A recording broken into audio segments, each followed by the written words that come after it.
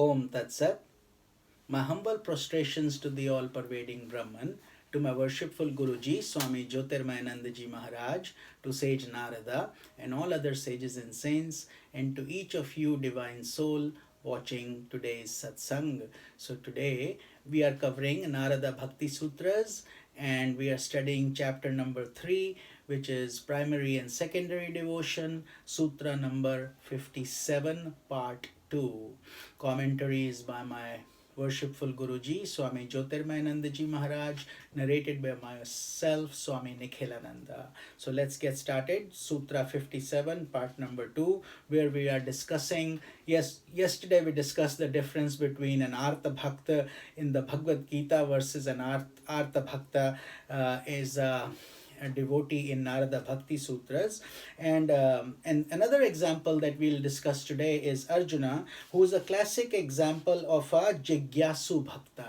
So he is the one where the Bhagavad Gita has been narrated by Lord Krishna to Arjuna, and Arjuna is asking all these profound questions about the soul, about his duty, what should and should not be done. And so Bhagavad Gita, as you know, is one of the very profound scripture. It's called the cream of the Upanishads. For busy people, there are only 700 shlokas that gives you the essence of all the Upanishads. People who cannot go into the depths of the Sanatan Dharma spirituality, this gives you a very good summary of all the essential teachings that are imbibed in Sanatana Dharma.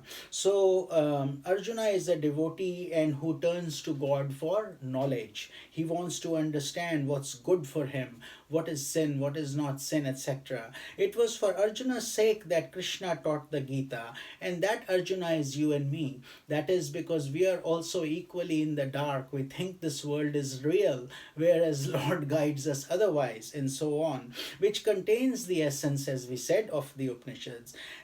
So Dhruva is another example of an Artharthi Bhakta. Dhruva is coming in the Bhagavatam. It is very beautifully covered. He is a devotee who turns to God for the sake of wealth. He wanted money because that story is very touching actually. His father was a king, King Uttanpad. He had two wives, Suniti and Suruchi. Suniti and Suruchi. So Suniti was Dhruva's mother, and she was a very virtuous lady, spiritual. However, the king was more infatuated by the younger, good-looking queen, Suruchi. So one day, Dhruva wanted to sit in the lap of his father, King Uttanpad, but his stepmother, Suruchi, scolded him and asked him that he is not going to be the successor of the throne, and her child needed to sit on the king's lap, and he had no right to sit on the king's lap.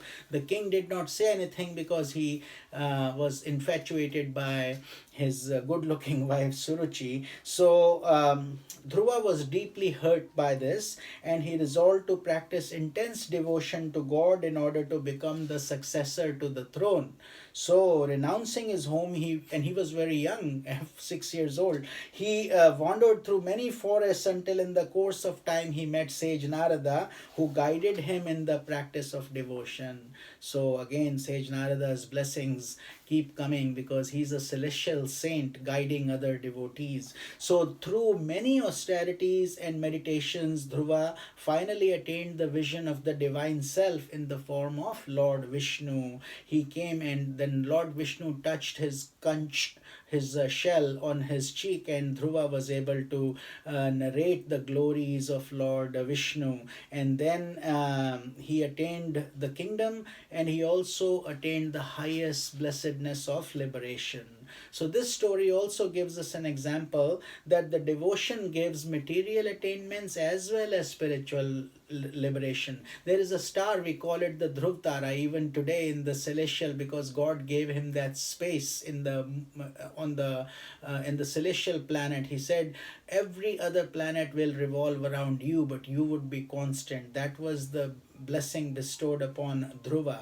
So although a devotee may initially turn his steps to God for wealth, as he comes closer to God, all worldly wealth inevitably becomes insignificant and he desires desires only God Himself. And that's what happened to Dhruva also. He said, "Oh God, I was so foolish that I was just asking for kingdom, and you gave me liberation also, and I do not feel that I should have asked you for all these things, whereas your mercy itself is infinite."